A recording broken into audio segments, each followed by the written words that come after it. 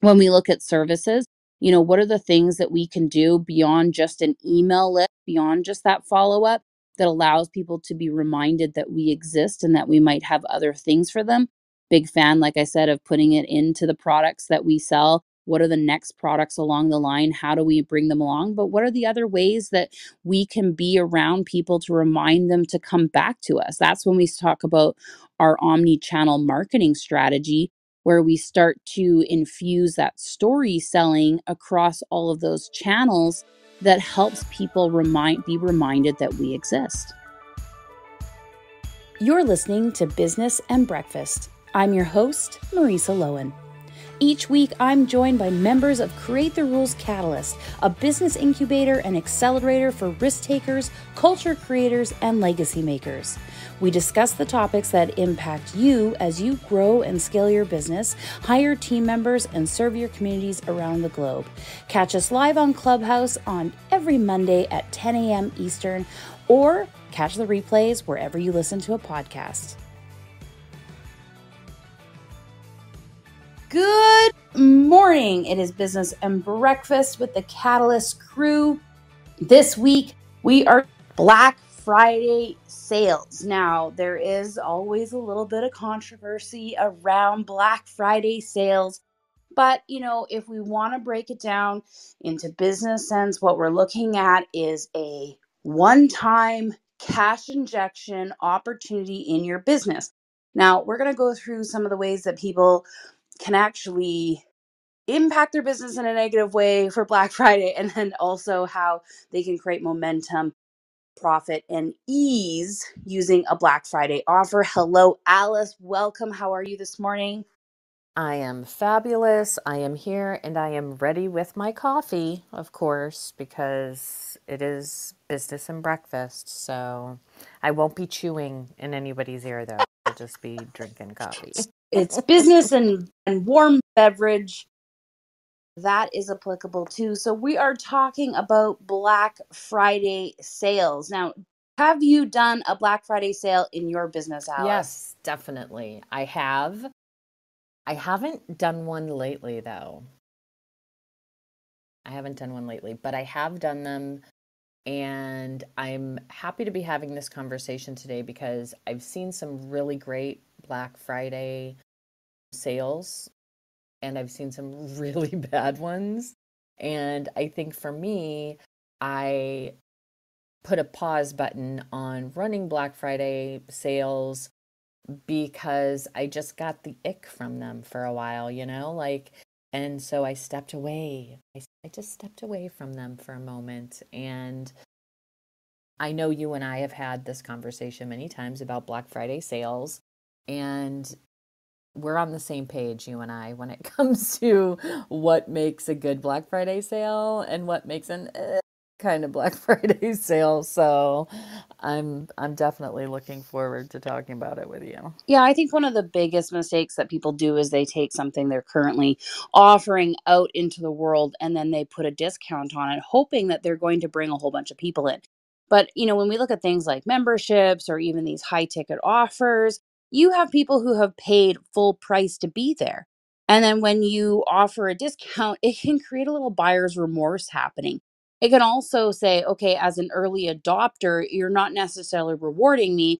I should have waited and then got the deal. It can also create a market where people are waiting for you to put things on sale, things that they want right now, and they wait for you to put it on sale and then buy it, which isn't necessarily a way that we want to build a resilient, thriving business. It's one way, but I would never recommend it to a client.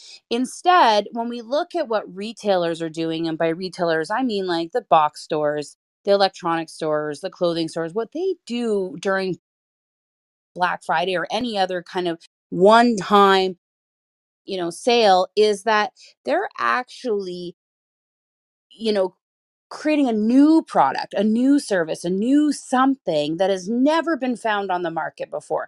I bought printers and I bought TVs on Black Friday. They are a model that you can't find anywhere else with a specific set of features.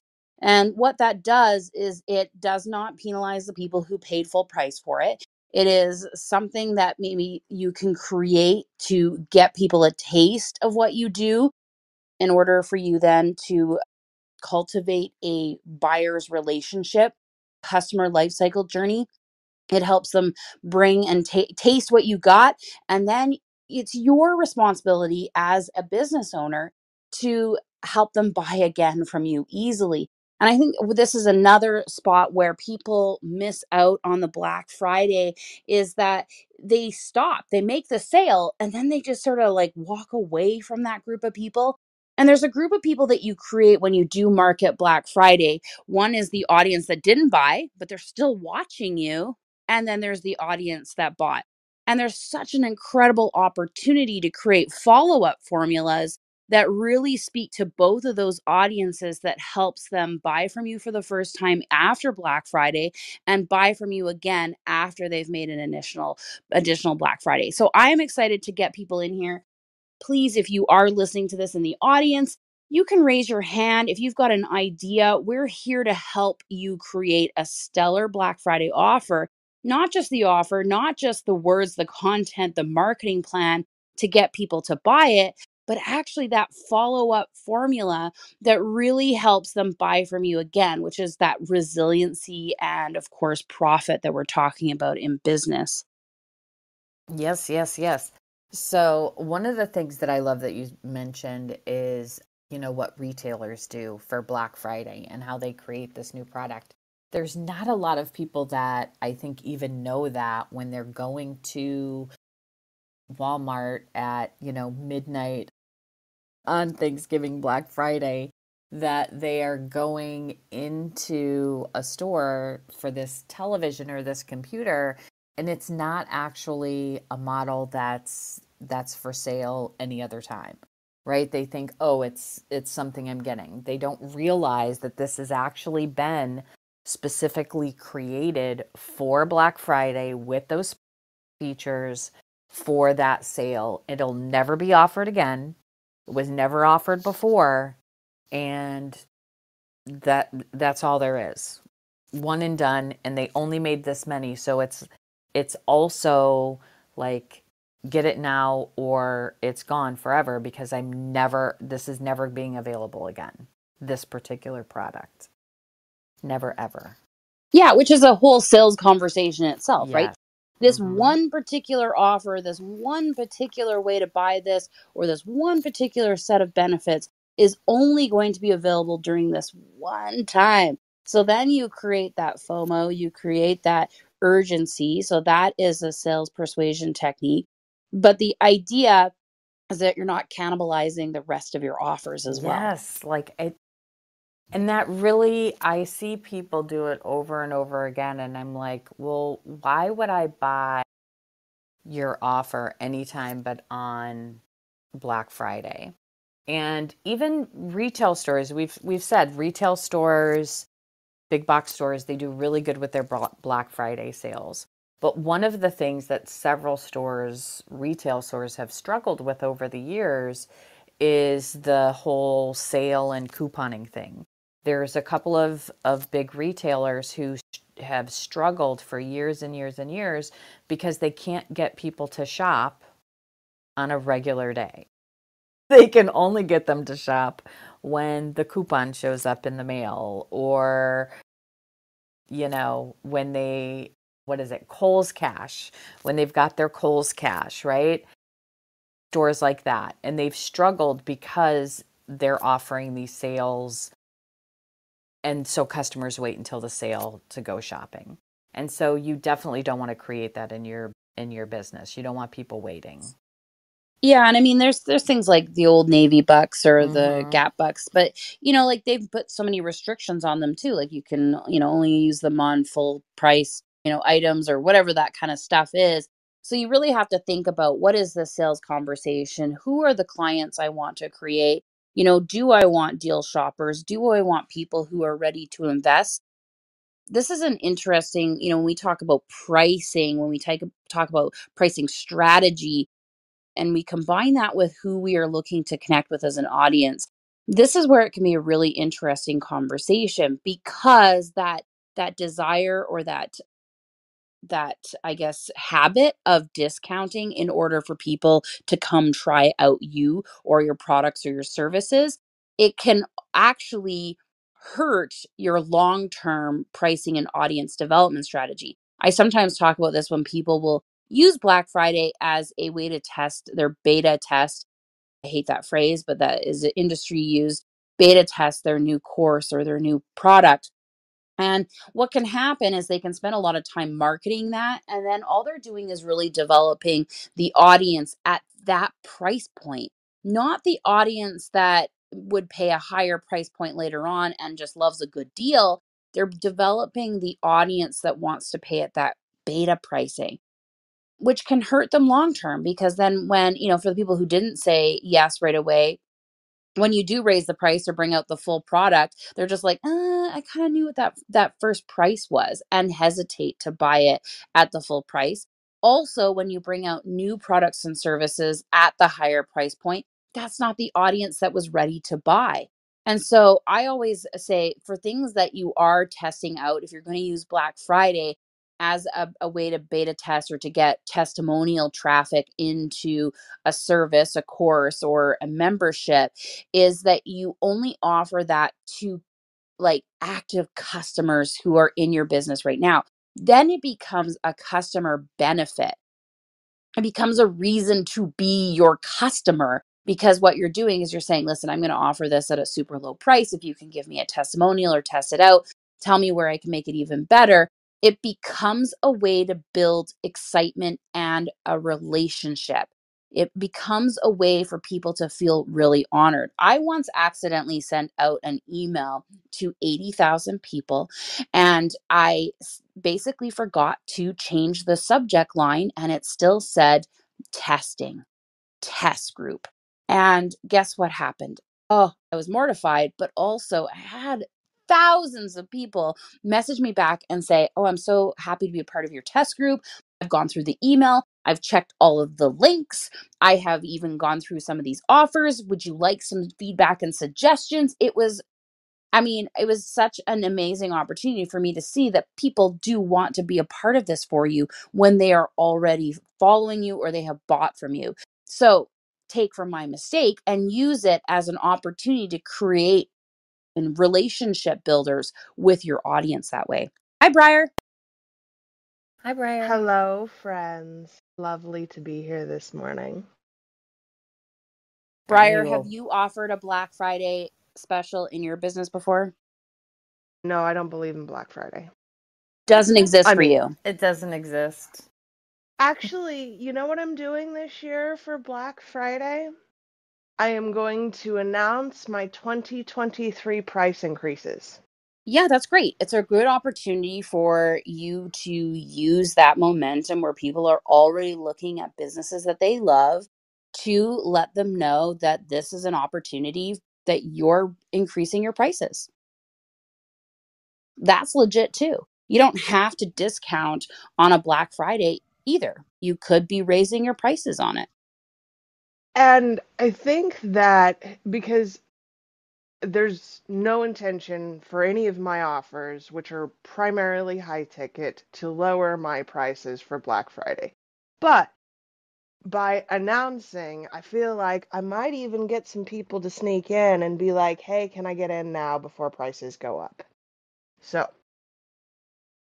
Yeah, absolutely. I mean, this is when we talk about these kind of one-time offers, and we're using Black Friday because it's just this time of year.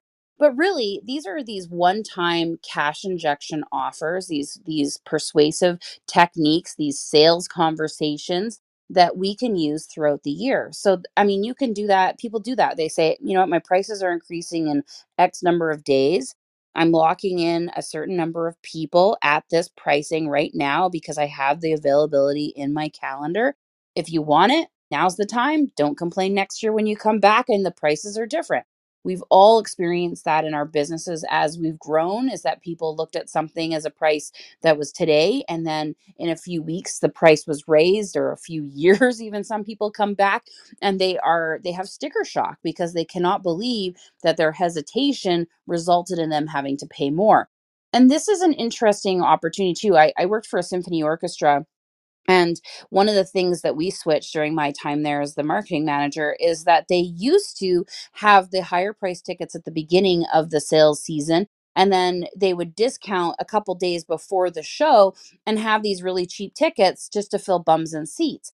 I said, we're not doing that. We want to reward the early buyers so that we know exactly how many each of our performances have. And then we know how much money we have for budget to set. We're going to reward the early adopters and we're going to raise the prices as it gets closer to the performance. So those folks that fail to plan or want to like get a last minute, yeah, they're paying at a higher premium because it's actually a detriment to our business not knowing how many bums and seats we have that close to the performance. And as soon as we started to shift that mindset and we started to market that, we had a whole bunch of people doing early ticket buyers, and that is really what we want to do in a business is to reward the early adopters. And then, the people who wait and hesitate, yeah, they might have to pay more. And that is a price of doing business. Absolutely. You're flipping the script there and, changing the mindset of how you position your offers, how you position your sales. And I think that that's a really important process to think about.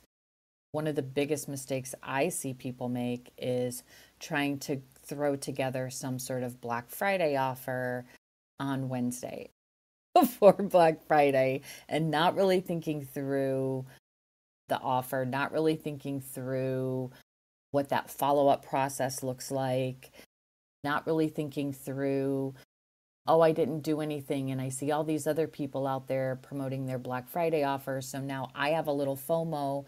So now let me throw my course out there at this 50% off one-time price and then do the exact opposite of building, this relationship with your audience and alienate the people that are already in your course and not have a plan for your follow-up. And, you really need to think through, who you want in there and how this offer that you're putting out there, who that's going to attract and how that's going to land, not just on your current clients, but also on your audience who's going to be there looking later as well.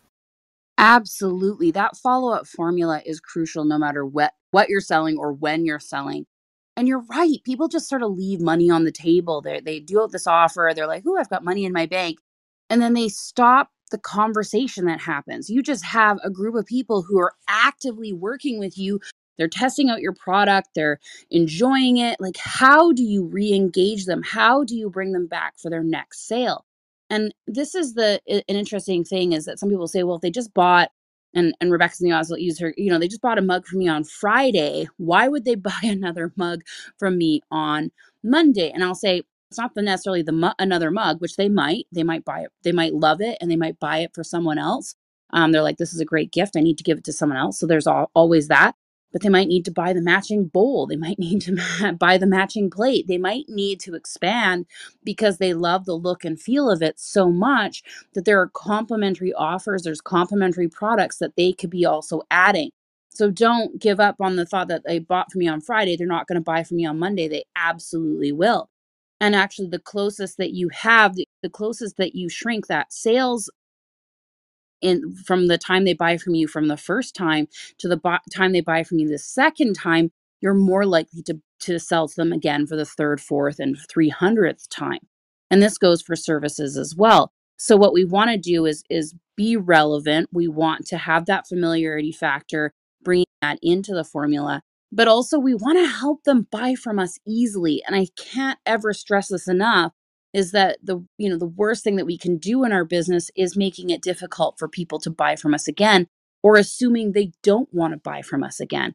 And that there is a time where I have to give them enough space in between when they bought and when they buy again without doing that follow up. It doesn't mean necessarily you have to be like buy buy buy buy. It's checking in. How is it going? What's it like? What are you finding that you love it? What would make this even better? Having those kind of check-ins prompts them to remember who you are. I bought a mailbox one time off Etsy. It's customized. It's got my address built into it. dropped about 20 or 30 business cards in there because they basically said people are going to come up to your house and ask you where you got this mailbox. And people did, absolutely, starting with our mailman was like, "Where'd you get this mailbox? I really want one." And but then they checked in about a month or two later. "How do you love the mailbox? How's it look on the front of your house? By the way, can we mail you some extra referral cards? Because we'd love for you to be able to keep telling people about it." Abso-freaking-lutely, I was getting low already. So, I mean, this isn't a follow-up conversation where even they're not necessarily encouraging me to buy from them again, because how many mailboxes do I need on my house? But they're making it easy for me to tell other people about them, which also increases the sale. So how can you make that a part of that funnel? Yeah, I love that. And they say the fortune's in the follow-up, right? Like, I know I hate some of these trendy sayings, but that one is actually really accurate because it is in the follow-up. And not just follow-up for referrals, but follow-up, and maybe not even how to buy this product, but maybe, or what's a complementary product. Maybe it's, here's how to use a product. Here's some tips for, how to use this product. And then, yeah, certainly you can make it better if you add this to it or do this to it. You don't have to, but here's some things on how you can use this product, and really continue to communicate, build up that connection capital that you have with that customer who's already bought from you, and continue to build them into that loyal customer, that super fan, that super consumer, whatever that looks like for your business and for your products and for your services. Absolutely. I think, when we think about sales and marketing, a lot of people will step back from it and have more of a passive approach to it. And while I get it, sales can feel icky, and we've all had the person who just, pressures us and basically makes it like a life or death. "Oh my God, you got to buy this or your whole business will fail, your whole life will crumble." Those kind of situations. And I'm not encouraging that. I'm just really encouraging people to really step into a place of service.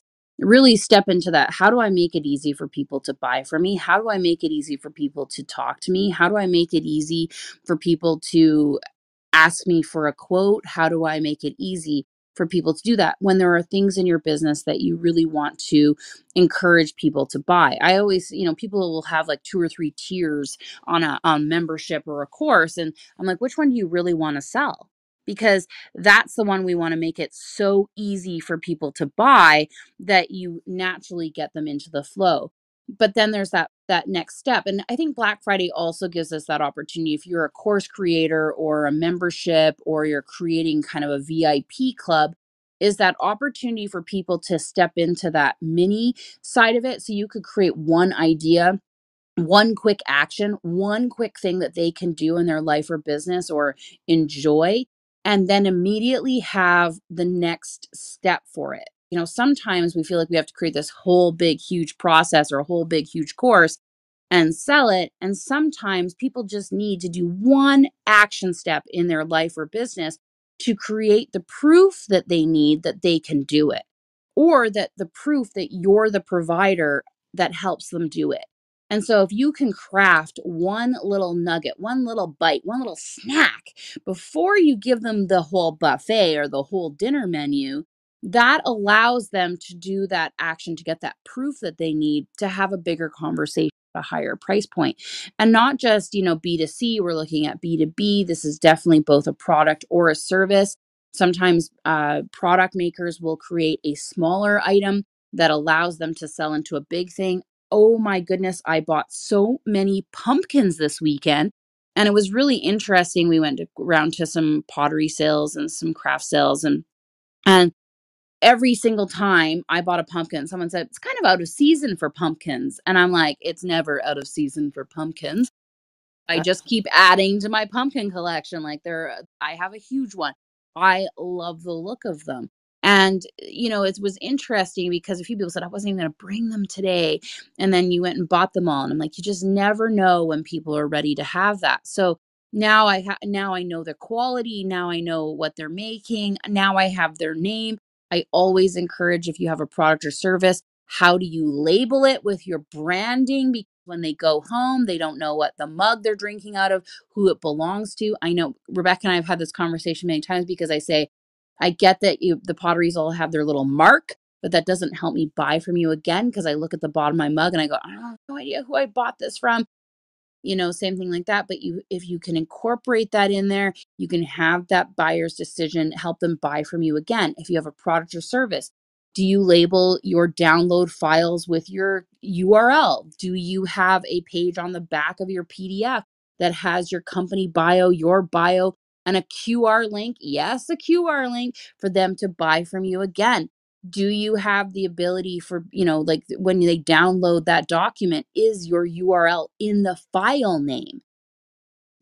Have you created that opportunity? I always tell this story too. I once bought an amazing planner at a craft sale, loved it. It was beautifully packaged. It was in a great box. It came with its own pen. There was no identification of the planner creator. She didn't have her URL on it. She didn't even have a back page like want to buy a refill. Even the pen she gave me did not have her brand name on it. I had no ability to ever buy from her again in a reusable, much needed refill product. I'm going to use this planner, then I'm going to end that planner, and I'm going to need another one if I loved it. How do you help people buy from you again? Hi, Carolyn. Carolyn's scrambling for the button. Hi. It's what we do here on Clubhouse. Carolyn, do you have your bio on your downloadables? Do you have your bio and how to buy from you again? Not yet. I'm writing a user guide, Perfect. but it's at the top of my list. And then the user. My brand is on the actual poster itself.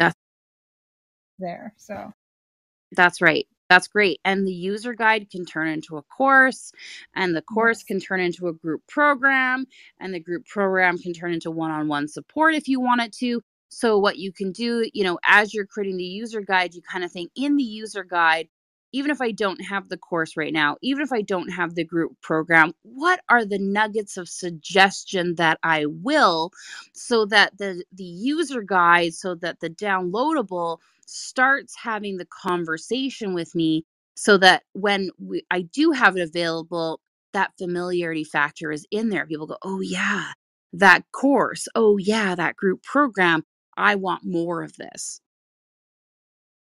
Yes. And another thing that I'm working on is the follow-up email series.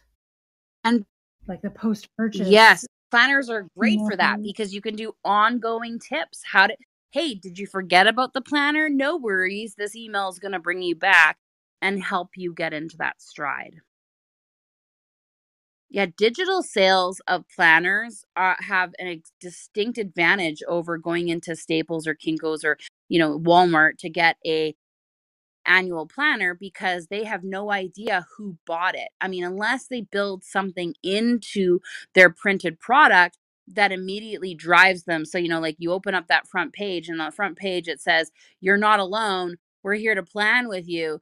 And it immediately goes, again, QR code, a link, whatever, goes immediately to a member area or something that they can sign up with. I've always wondered why, planners don't have even a membership that goes along with their planner that people can buy. So it's an upsell. So it's like you bought the planner in a book or in a bookstore or wherever you bought it in a physical store, that opportunity to create a membership, create a planner, create ongoing income that allows people to buy from you again and again, which means that they could buy the planner from you directly, which means you can skip some of that wholesale cost that you might have put towards creating that relationship with that physical bookstore. Or you can even create seller events within your best bookstores that are selling your planner, or not just bookstores, but any kind of store that's selling your planner. There's so many opportunities there.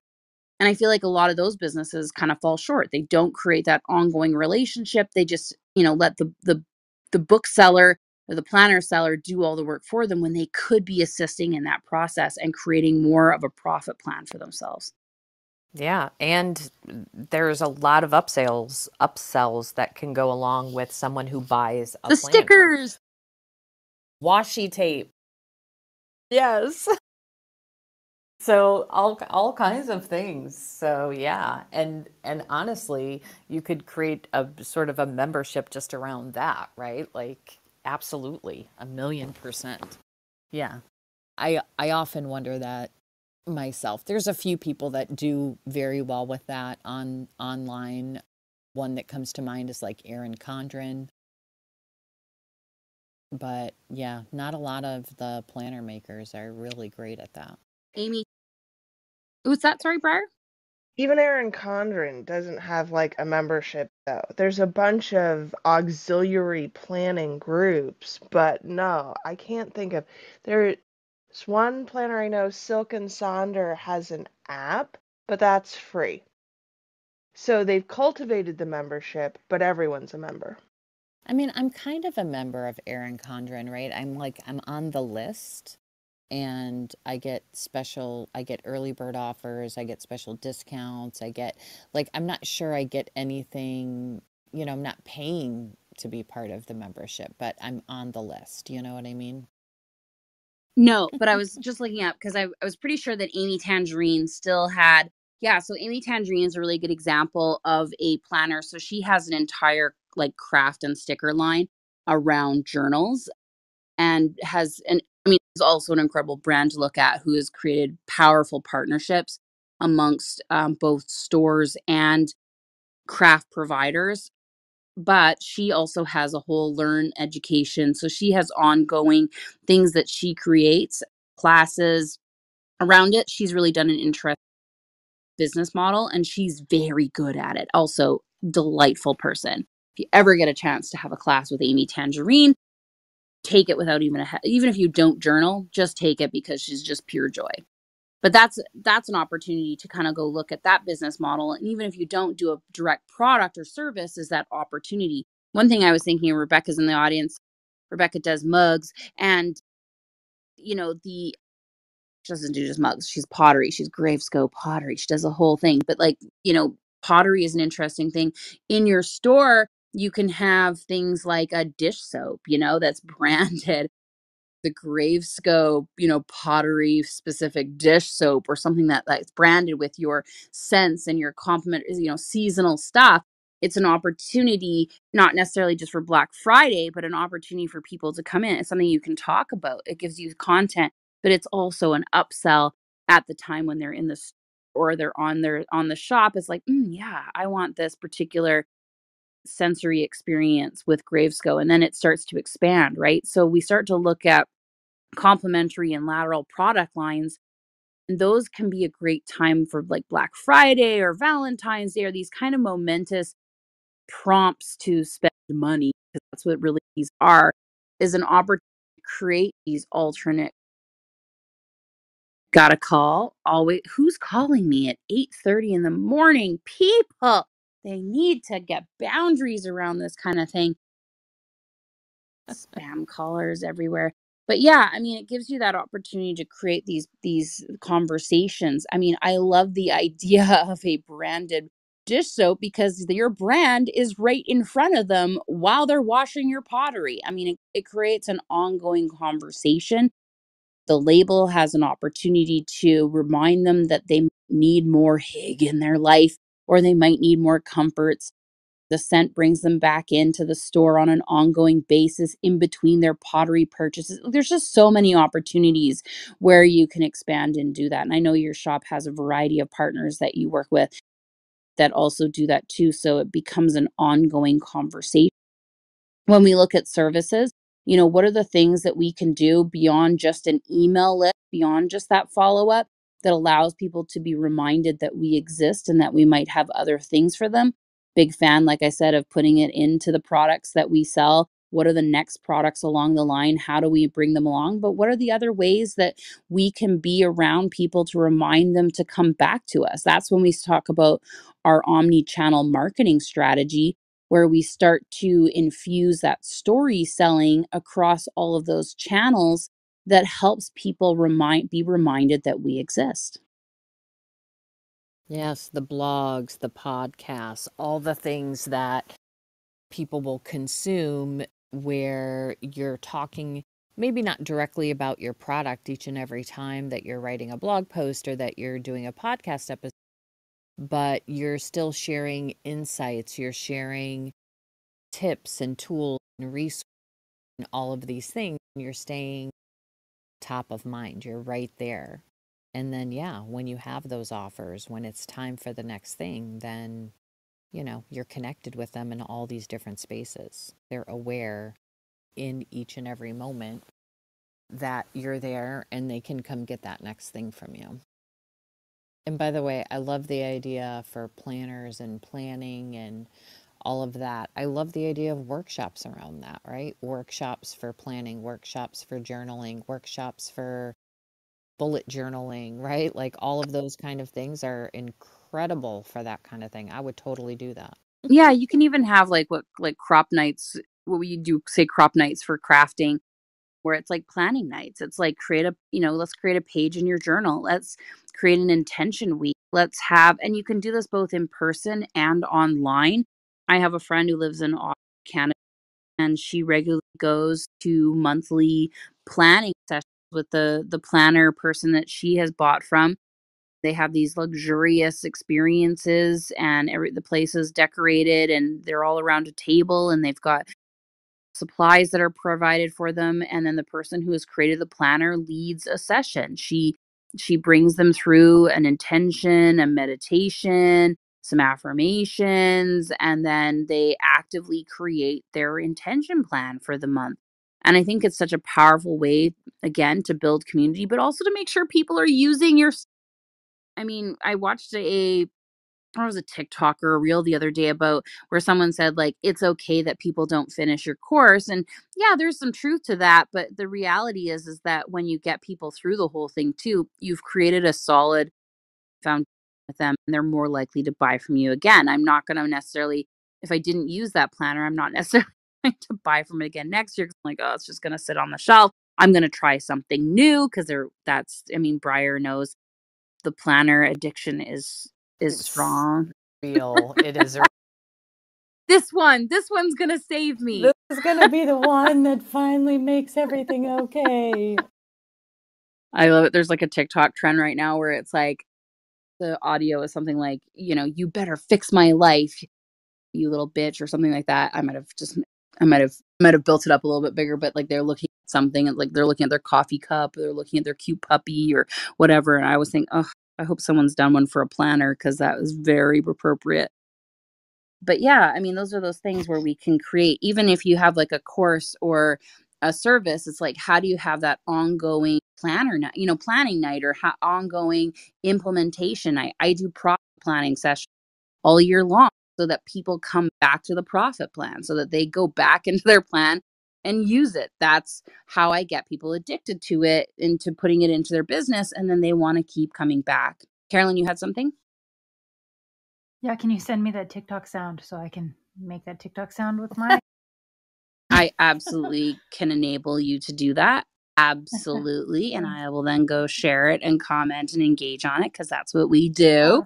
Yeah. I mean, I mean, that's the thing, is bringing that humor in and bringing that, realization. I think the best thing that planner creators, and I say this, I have a planner, I have a 90-day business planner. But, the best thing we can do is admit, and bring along people saying, we know this might sit on your shelf, but we will look beautiful on that shelf nonetheless. Those kind of things where you bring in a bit of that reality. It also, I mean, honestly, if I had a full-time planner company, the things I would put out all social media would be like, it's me, I'm on your shelf. I would probably do a whole bunch of really funny kind of, hot takes on how we just, use and abuse our planners. I would love it. And part of that is that ongoing conversation. And like you said, Alice, people will plan their Black Friday special the Wednesday before Black Friday. When we start to create this powerful marketing plan, even if we haven't created something for Black Friday and we decide on Wednesday, if we have that powerful conversation on an ongoing basis throughout the year, then it can work. It can really work to have a last minute, snack size bite that you put out there and it becomes that cash injection. But I think what a lot of people do too is that they don't have the ongoing conversation. They don't have the marketing plan. They haven't put in the work. They put out a Black Friday offer. What happens? Crickets. Nothing. It falls flat. Well, that gets into a thing that I constantly am talking about too, which is expectations, right? There's a very distorted view in the online space right now of what the expectation is when you put out an offer. If you do this, if you do this, if you do this, then, why wouldn't people buy it? But that's not reality. You can't, if you have that solid business plan, if you have that solid marketing plan, like you were talking about, it allows you flex in your business to take advantage of, to leverage trends that might be happening, to be able to leverage and then have the cash infusion moments when you do pop something out on Black Friday last minute. It gives you the opportunity to do that. But if you don't have everything else in place, if you don't already have an audience, if you don't already have a list, then you're going to get crickets. It is not having a special offer, having a Black Friday offer, running a webinar, running a challenge. None of these marketing tactics are a magic pill that is all of the sudden going to bring 1 million people on your list and give you a 7-figure business or 6-figure business. What's the number now, Marisa? 8-figure business? 10-figure now. 10-figure businesses, yeah. Yeah. Right, yeah, like what are you even doing? But yet you can't have those expectations, right? You have to do the work. And I know that people don't always want to hear that, but you have to be putting yourself out there. You have to be building that audience and have that marketing plan in place so that when you do make those offers, it's not just crickets, right? And you have to work at that. And it takes a minute. It's not something that happens overnight. I'm going to go do the TikTok audio. You better fix my life. It's too late. But I'm going to point to the Black Friday offer. That'll that's be a my good one. into that trend. I love it. Hello, Biba. Good morning. Good morning.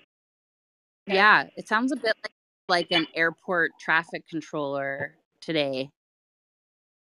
My Bluetooth in the workroom. Yeah. Alice, your microphone. No work. Everybody just got a podcast. Sorry. Just popped on. It's because it's that Chrome thing that happens when I was in another tab on the. Yeah, we were in there like, who is Alice talking to? And then Anne was like, she sounds great. Thanks, Anne. It's a great way to. She sounds amazing. Oh. It's a great way to bring people into Clubhouse, I guess, is to broadcast also throughout the workrooms of the Catalyst. Yeah. Yes. So we will be doing that from now on. No. Awesome. Well, everybody on stage now, including Biba, but it's like, anything else you want to add to the conversation about Black Friday sales? What should people know? How can people use it to their advantage? What maybe an example of where you've seen a Black Friday fail so that we can, help people prevent dipping their toes into the oops waters. Anything anyone would like to contribute? I think Alice really nailed the point that I would have probably made, that it's not 100 proof that if you put a Black Friday offer out that it's going to be the end all and be all to you getting an audience, building an audience, making a lot of sales. I know for me right now, I started not to even come in to Clubhouse. Like, I've missed being here at Business and Breakfast, but I didn't think that I was going to really have anything to add because I'm not participating in a Black Friday sale per se. And just because I'm like, I don't feel like I want to sell to people right now. Like, I'm, going through my own personal stuff, so I'm just kind of working that out. But I think that there is something that's really important about having conversations for those who are participating. Like, you also don't have to participate in Black Friday sales. Like, I've just been seeing a lot on Facebook and on social media where it's like, what are you doing for your Black Friday sales? And it feels like, when you're standing outside of the Walmart waiting for them to open the door. Well, back in the day, it's for now, where you're waiting for them to open the door, and it's just like a freaking free for all with everybody like, let me tell you about your Black Friday sales, let me help you with your marketing, and let's get the plan together. And people are like going nuts because they think it's going to be some sort of gangbuster situation. But it ends up creating for a lot of us, like I know that I'm feeling it, this sense of anxiety and this extra stress and pressure that doesn't is not helpful for us. So if Black Friday sales definitely is a way to market. It's not going to necessarily 100% be a driver for like, 6, 7, 90 million figure success or whatever in your business, but it could definitely get you out in front of some people that you may not have gotten out in front of before. But if you're feeling really stressed and anxious about it, then you also don't have to do it. You don't have to participate if it doesn't feel good for you to do. There is Cyber Monday, there is the Saturday situation, and then you can also just not do it. You can offer sales at any time in your business. It doesn't have to be for Black Friday per se, but do what feels right for you. Don't feel like you have to be pressured into putting together a Black Friday sale when you're not aligned with doing that right now in your business. That's all I really wanted to say. No, and that's powerful. Absolutely. Yeah. Say the FOMO, like, and that will happen, right? You'll be like, I'm probably not going to do a Black Friday offer. And then you see all of the stuff about Black Friday. And yeah, I said it earlier, you get FOMO and then you're fumbling to try to put something out there and it doesn't work. Unless, of course, like Marisa mentioned earlier, unless you already have all your stuff together, right? You've got the marketing plan, you've got all of your bits and pieces where they belong. And then at the last minute, you could be like, oh, and then maybe it does work for you. But if you don't have that, it's not it's going to fix everything moment of having Black Friday. And yeah, it is stressful, Biba. I don't like, that's why I've avoided it. That's how I started this conversation. I have avoided Black Friday specifically because it just was too stressful. I didn't really care for how Black Friday things were being marketed and the way it was being done. And I just thought, you know what? I'm not going to participate for a minute on this because I need a reset on on what it is to do something for Black Friday. And another thing, another just idea is that if you already have customers, and I think we kind of alluded to this a little while ago, and maybe Marisa did, but didn't say this specifically. For Black Friday, one of the things that you could do is maybe it's a secret offer that's only for people who are currently clients. It's friends offer. Yes. The BF best friends, not Black Friday, best friends offer. Yes. So it doesn't necessarily have to be something you put out there to the whole world. It could be more of a customer service tool to offer something to the people who are already your customers. So it doesn't necessarily have to bring in anybody new, but it can continue building that connection capital and that relationship with the clients that you already have. I mean, and it doesn't matter if that's, 5 people or 500 people. That's just something that you can do privately. Yeah, I like the best friend offer. That's a good one. Yeah, and you can offer that throughout the year then. You set up the process and the operations in order to do that. One of the things that always worked when I worked in retail was we had a friends and family day, and it came with a little coupon code, and you gave it to your customers, but you also encourage them to give that to their best friend, and that's a great way too that you can build a quiet launch, so that you're not going out there. The one thing I do always recommend too is if you do put out a sale, you take down that sale and you scrub all mention of it in your marketing. Take down the Instagrams, take down the page on your website, take down any other social mentions that you might have about it, and then let it go. Let it not live on. If you pin that post to the top of your profiles, if have it in your, take it out, because you can continue an expectation that you'll offer it. So just because you do a best friend sale this year, you might not do the best friend sale next year because it didn't feel right or it didn't work for you. I think, feeding off of what Biba was saying is that really trust what works for you and build that into your business and get into the habit of building that into your business and your life just to bring in more ease. You don't have to do it. And you don't have, just because you did it once doesn't mean you have to do it again either. Yes. I think I came a bit late, but I'm not sure that it was mentioned earlier in the conversation that I had seen a lot last year, which I thought was good, that there were people who weren't necessarily participating in Black Friday sales per se. They weren't lowering the cost of their offers, but what they were doing were adding on things to the offers that they already had. So, I mean, in essence, it's just kind of like a slick way of having a sale, but it was a way for them to capitalize on Black Friday, since that's a big thing, or Cyber Monday, or Small Business Saturday. But they were adding in some other things and putting some things out there in front of people that they didn't have out there before, that's attached to their regularly priced offer. So I don't know if that was mentioned earlier, but just wanted to give some other people some things to think about. Like, it doesn't have to be like, if you have this thing, it's got to be free or low, but you might want to add something to something that you already have.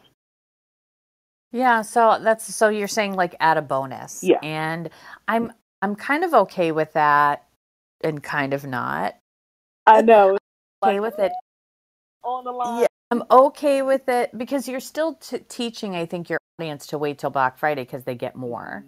So if you're offering a bonus, I think it might be nice to just give that bonus to people who've already bought from you, if you're doing that, and then adding the bonus to the people who buy. I don't know if that works though. I don't know. Marisa, thoughts? Any bonuses that I add on, even if I'm doing a new launch of a product that people have already bought, all previous customers always get the bonuses.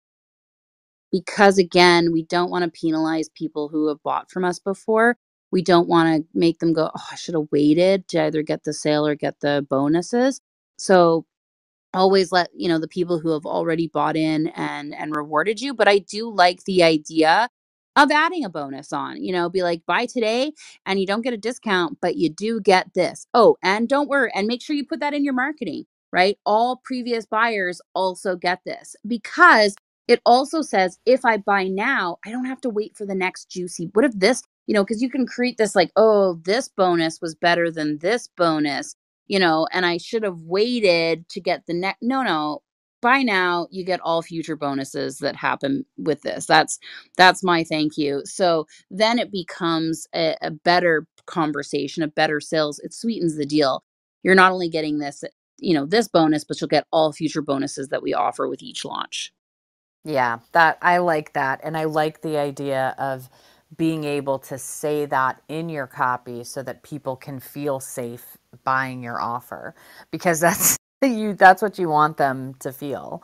And not just that they're getting the bonus, but hey, this, potentially this price will never be as low as it is right now again, and you're getting the bonus and you get all future bonuses, right? So yeah, that's a nice deal right there.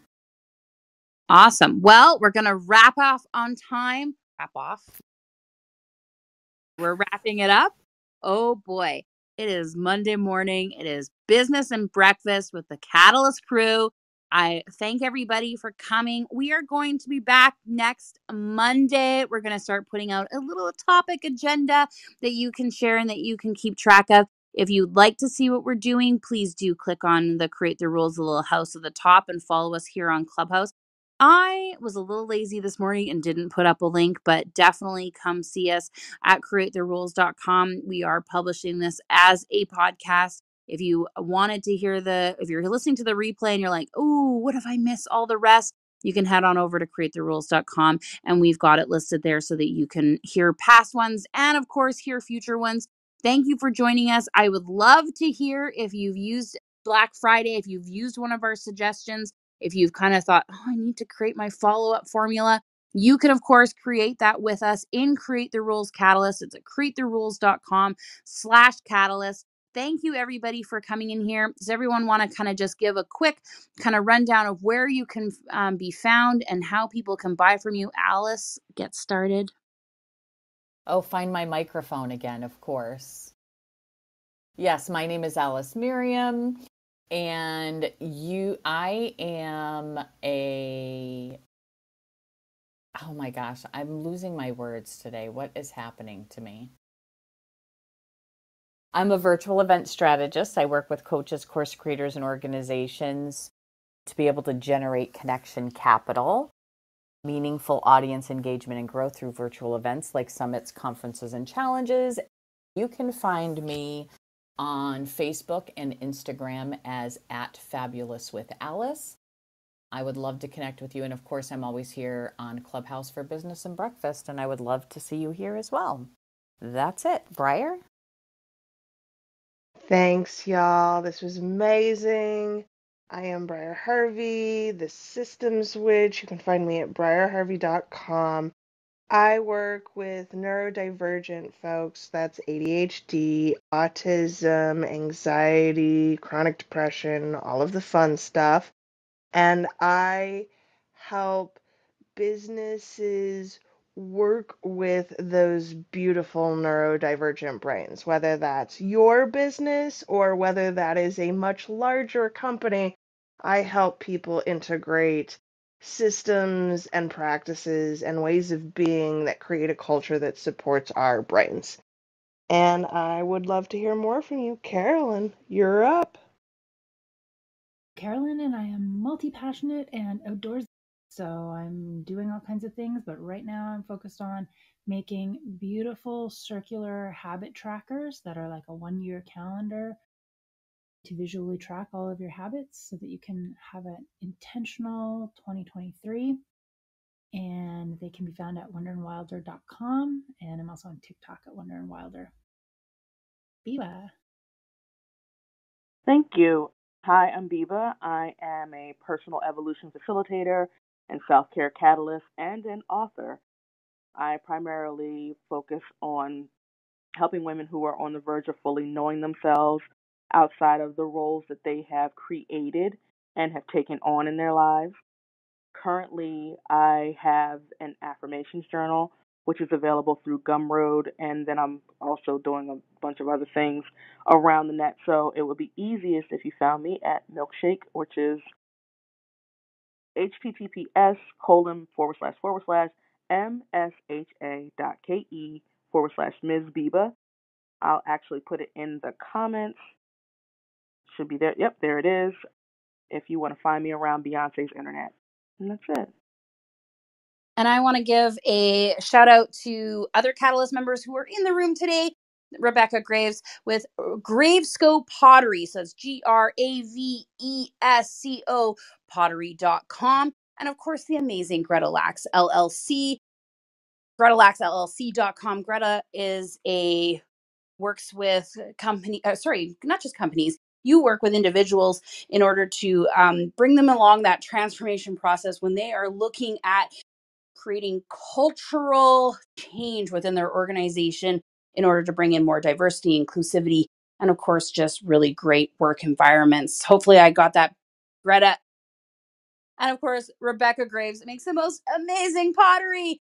I have so many pieces. In fact, this morning I am drinking from one of her custom made pottery pieces that another client of mine requested that she made. She hand carved it.